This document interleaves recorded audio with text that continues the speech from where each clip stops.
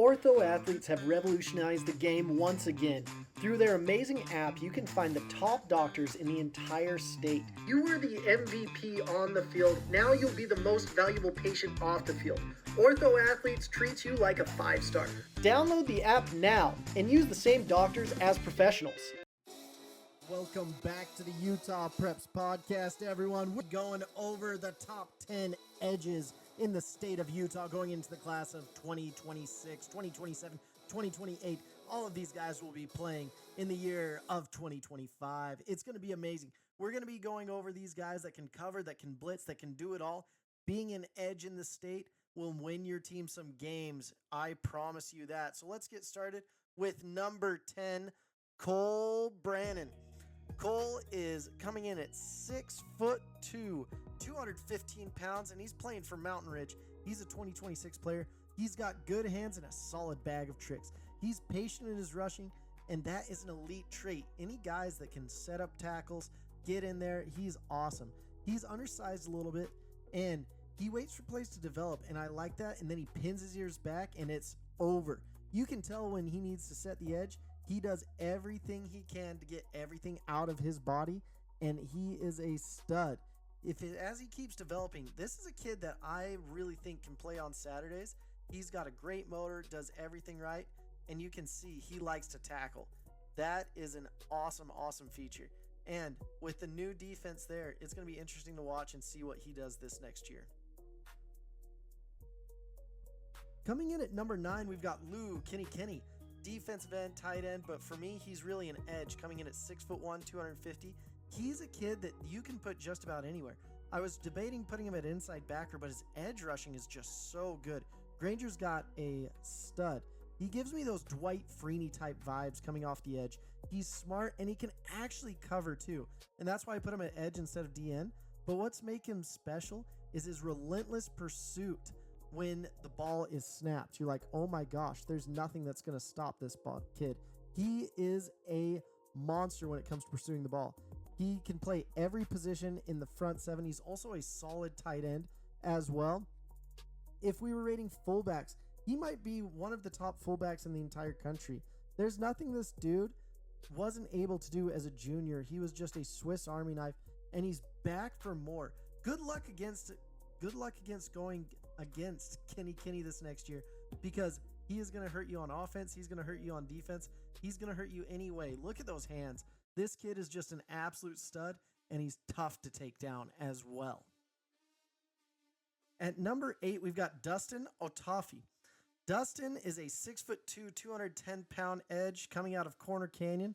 Dustin has been waiting in the wings, and he is worth the wait. He was a sack leader for his team, but what he excels at is coverage, and he flies sideline to sideline. He also does a great job heel lining when running backs shoot to the other side. Last year, we didn't really know about him. This year, everyone is going to know his name and then some.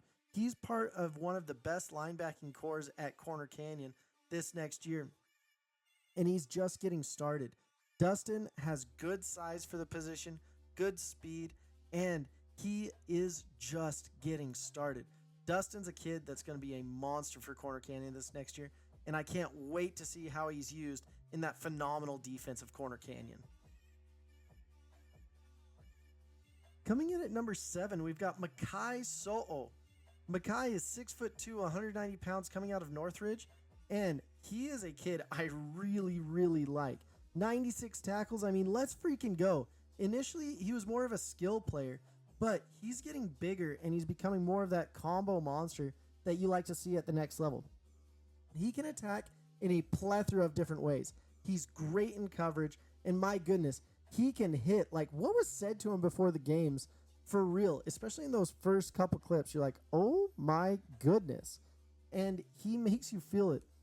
He runs the ball really well, and if the ball does get in his hands, you're going to see he's going for 6 on offense or defense. It doesn't matter.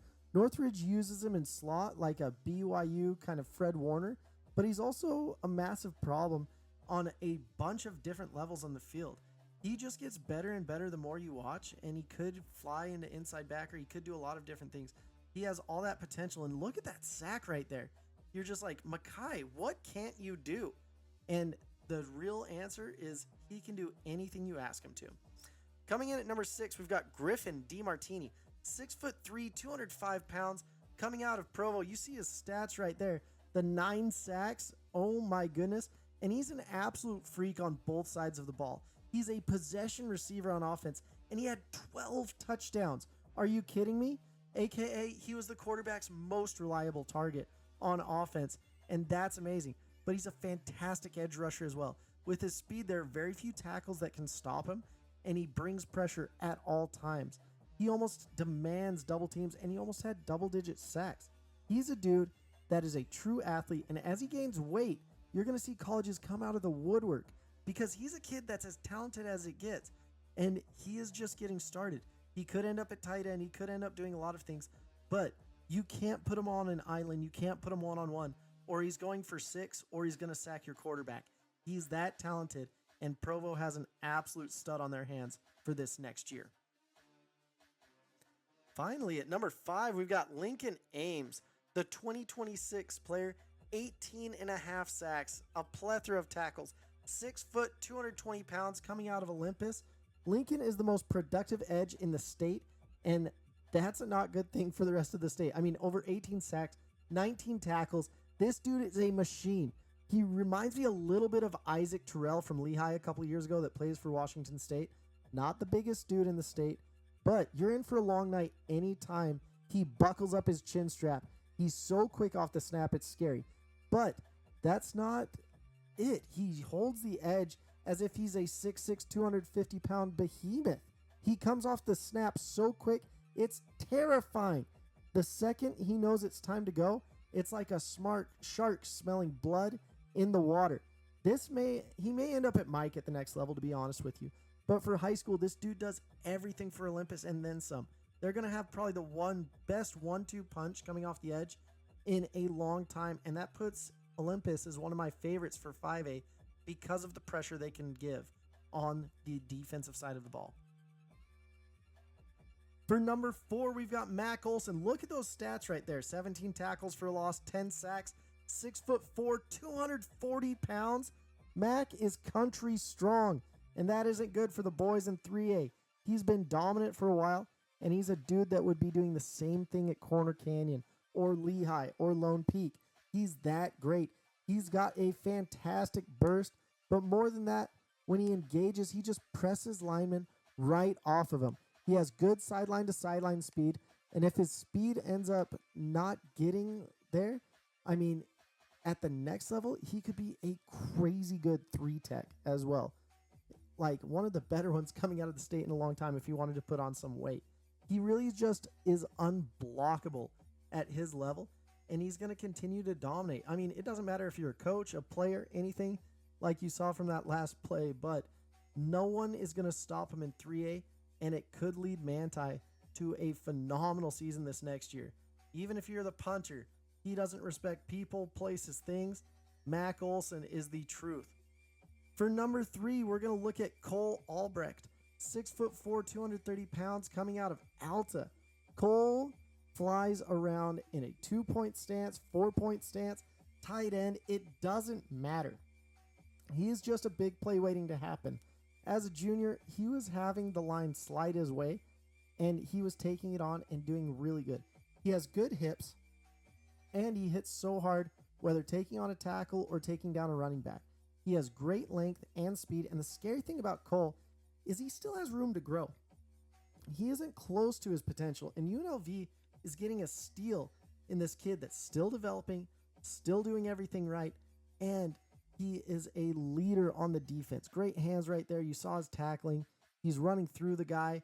I love this pickup for UNLV and the smart football player they're getting on both sides of the ball. He could be a tight end. He could be an DN. He could be an edge. I just can't wait to see what he develops into. At number 2, we've got Harvey Moyai, 6'4", 225 pounds. That is not a misprint. I mean, Harvey is the cream of the crop in this class. He's an effective tight end that can just bull rush offensive tackles. And he can even knock inside and rush from a 3 technique. He's going to be asked to do a ton. And next year, without Deshaun Toilolo, he's going to be asked to do even more in a defense that's going against the top teams. He's still growing into his body, and to me, that's the scariest thing about him. He was a phenomenal edge rusher. He can cover. He can do it all. Harvey Moyai is going to be one of the most sought-after kids on the defensive line and at edge. I think he's a kid that is just scratching the surface of his potential, and you're going to see him really blossom into a true threat. You're going to see him have multiple double-digit tackle games, and you're going to see him have a lot of sacks this year. We're talking about 10, 12, possibly 15 sacks. If he's not getting a sack a game, I would be flabbergasted. And that brings in our number one edge player, Adam Bywater. I've known Adam since his freshman year, and he's just grown and grown and grown and grown. 6'4" is no joke. I know he says 6'3.5", but that is selling him short a little bit.